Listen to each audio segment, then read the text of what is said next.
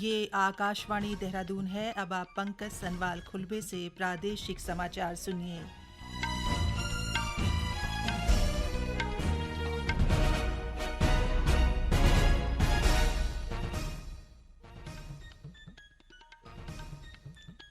पहले मुख्य समाचार। प्रधानमंत्री नरेंद्र मोदी ने कृषि क्षेत्र में केंद्रीय बजट के सकारात्मक प्रभाव पर वेबिनार को संबोधित किया। कहा, सिर्फ 6 वर्ष में कृषि बजट कई गुना बढ़ा। सीबीएसई और अन्य बोर्ड की 10वीं और 12वीं की परीक्षाएं अब ऑफलाइन होंगी। राज्यपाल गुरमीत सिंह ने कहा है कि बच्चों की सुरक्षा और विकास के लिए योजनाओं व कानूनों का प्रभावी क्रियान्वयन आवश्यक है। और उत्तरकाशी के जिलाधिकारी मयूर दीक्षित ने आज कोविड-19 जिला मॉनिटरिंग समिति की बैठक ली।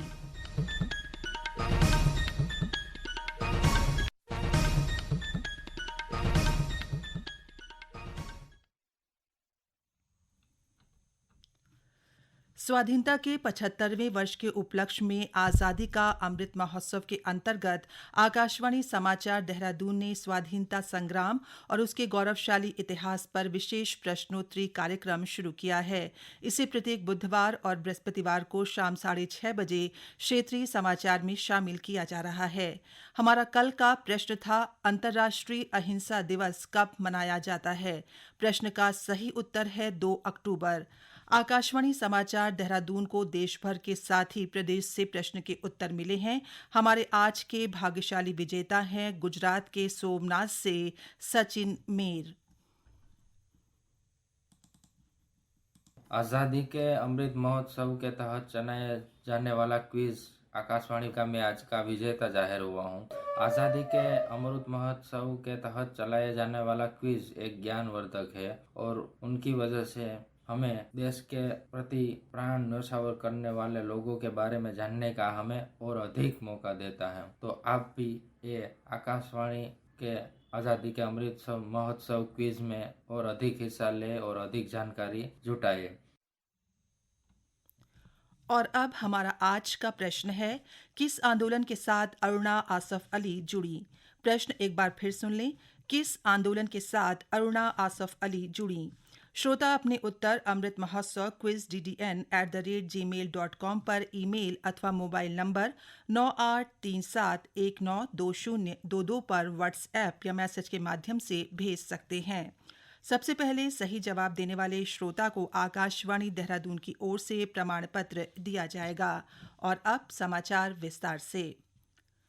प्रधानमंत्री नरेंद्र मोदी ने कहा है कि पिछले 3 से 4 वर्ष में देश में 700 से अधिक कृषि स्टार्टअप तैयार हुए हैं। कृषि क्षेत्र में केंद्रीय बजट 2022 के सकारात्मक प्रभाव के बारे में आयोजित वेबिनार को वीडियो कॉन्फ्रेंस से संबोधित करते हुए श्री मोदी ने कहा कि उनकी सरकार ने कृषि बजट में कई गुना बढ़ोतरी की है।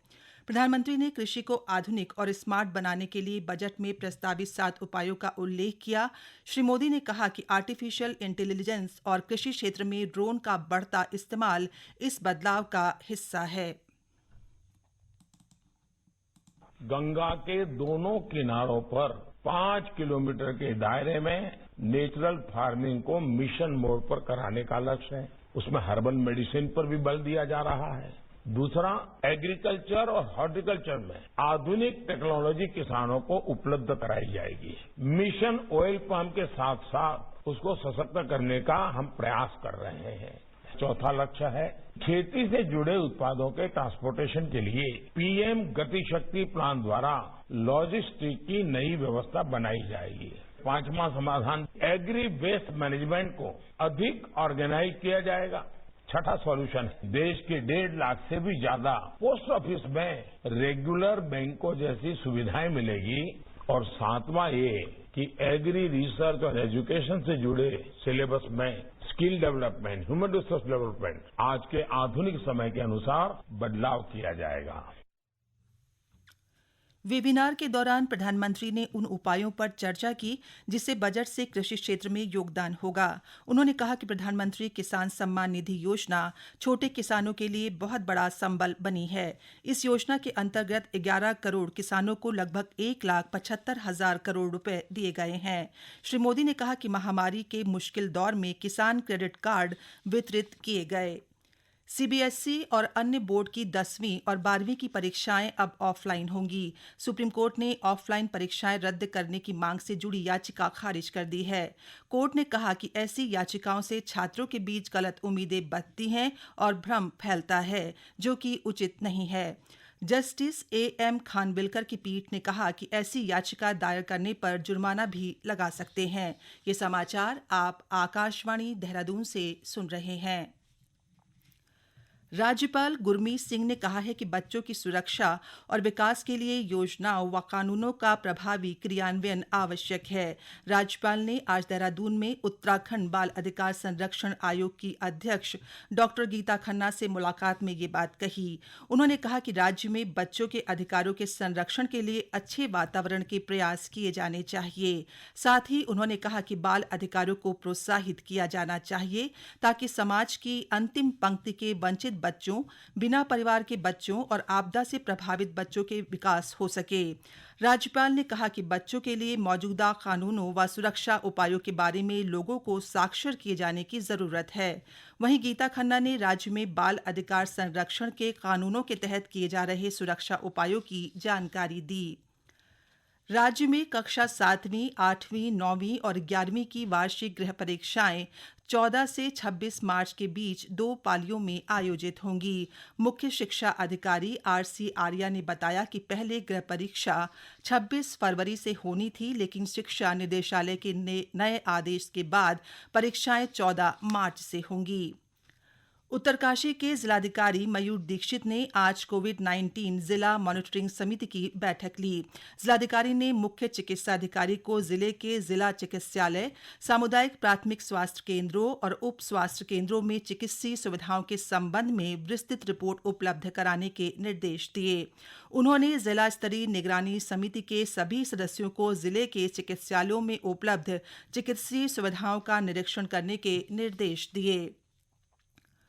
यूक्रेन में फंसे राज्य के नागरिकों की वापसी के लिए मुख्यमंत्री पुष्कर सिंह धामी ने प्रधानमंत्री कार्यालय से बातचीत की। मुख्यमंत्री ने कहा कि राज्य के प्रत्येक नागरिक को सकुशल लाया जाएगा। उन्होंने बताया कि केंद्र सरकार ने भारतीय नागरिकों को लाने का अभियान शुरू कर दिया है। मुख्यमंत्री के मुताबिक इस संबंध में विदेश मंत्रालय के अधिकारियों से भी बात की गई है। मुख्यमंत्री ने कहा कि यूक्रेन में मौजूदा राज्य के नागरिकों की जानकारी जुटाई जा रही है। भाजपा प्रदेश मीडिया प्रभारी मनवीर चौहान ने बताया कि राज्य में कई छात्र यूक्रेन में पढ़ाई के लिए गए हैं। भारत यूक्रेन में तेजी से बदलती स्थिति पर करीब से नजर रख रहा है। सूत्रों ने बताया है कि भारतीयों, विशेषकर विद्यार्थियों की सुरक्षा पर विशेष ध्यान दिया जा रहा है। यूक्रेन में मौजूदा हालात को देखते हुए विदेश मंत्रालय ने नई दिल्ली में एक नियंत्रण कक्ष स्थापित किया है। नियंत्रण कक्ष का टोल फ्री नंबर है 1800-118797। किसी भी सहायता के लिए विदेश मंत्रालय ने विभिन्न मोबाइल नंबर भी जारी किए हैं। इसके अलावा यूक्रेन में भारत के दूतावास ने 24 घंटे काम करने वाली आपातकालीन हेल्पलाइन भी स्थापित की है। यूक्रेन में भारतीय दूतावास अभी पूरी तरह काम कर रहा है। राज्यपाल गुरमीत सिंह ने कारागार सुधार समिति को त्वरित ट्रायल और पैनल व्यवस्था में प्रभावी सुधार करने और जेलों में वातावरण को सुधारने के निर्देश दिए। उन्होंने विचाराधीन कैदियों की सुरक्षा और मानवाधिकारों से संबंधित मुद्दों पर संवेदनशीलता से विचार करने और कैदियों के लिए कौशल प्रशिक्षण व शिक्षा की व्यवस्था करने के निर्देश दिए। वैज्ञानिक संचेतना को बढ़ाने के उद्देश्य से बागेश्वर में जिला शिक्षा और प्रशिक्षण संस्थान छात्रों के बीच अनुभव आधारित विज्ञान कार्यशाला अलायंस फॉर साइंस का आयोजन कर रहा है। कार्यशाला में वैज्ञानिक आशुतोष उपाध्याय ने कहा कि बच्चों के भाषाई विकास के लिए सृजनात्मक वातावरण बहुत जरूरी है। उन्होंने कहा कि भाषा तभी विकसित हो सकती है जब विद्यार्थियों को अपने विचारों को लेखन और अभिव्यक्ति के अवसर प्रदान किए जाएं। डायट प्राचार्य और विज्ञान समन्वयक डॉक्टर शैलेंद्र धपोला ने बताया कि 4 समूहों ने हमारी कल्पना, बाखली संवाद, स्वच्छंद उड़ान और अभिलाषा नाम से विज्ञान दीवार पत्रिकाओं का निर्माण किया। उत्तरकाशी जिले के स्थापना दिवस पर आज से डुंडा देवी धार के सिद्धपीठ मां रेणुका मंदिर में 7 दिवसीय सांस्कृतिक विकास मेला शुरू हो गया है। मेले का उद्घाटन मां रेणुका देवी व अन्य देवी देवताओं की डोलियों के साथ किया गया। मेले में चक्रव्यूहों का मंचन और रंगारंग सांस्कृतिक कार्यक्रम आकर्षण का केंद्र रहेंगे। बीते 2 साल में कोरोना महामारी में भी मेले का आयोजन जारी रहा। रेणुका मेला जिले की सांस्कृतिक धरोहर का प्रतीक है। अंत में मुख्य समाचार एक बार फिर।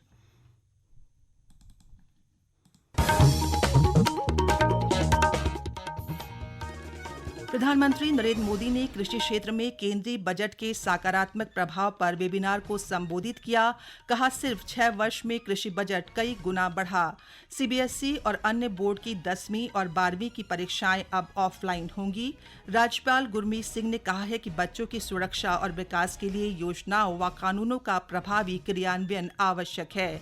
और उत्तरकाशी के जिलाधिकारी मयूर दीक्षित ने आज कोविड-19 जिला मॉनिटरिंग समिति की बैठक ली। इसी के साथ प्रादेशिक समाचार समाप्त हुए। नमस्कार।